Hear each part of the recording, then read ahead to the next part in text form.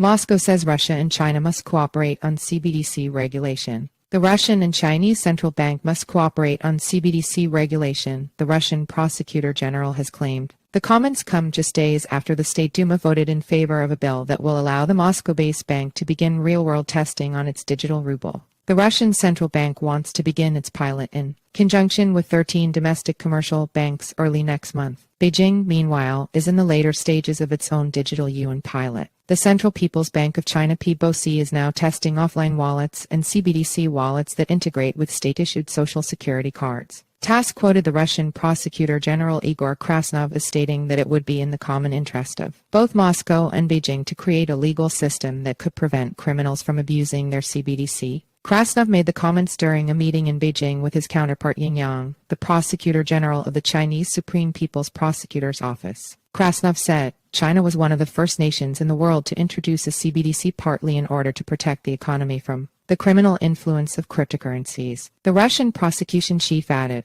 I believe that the exchange of information about our digital currencies, legal regulation, and the protection of the CBDCs from criminal influence would be of common interest to our prosecutorial services. Russia-China to cooperate on CBDC regulation. Krasnov also made note of the fact that the State Duma had approved the CBDC law, with most of its provisions coming into force on August 1. A number of its clauses will come into force at a later date. The law also includes provisions that allow non-residents of Russia to open wallets at the central bank's discretion. This would appear to suggest that Moscow is looking to use its digital ruble as a tool of international trade right from the outset.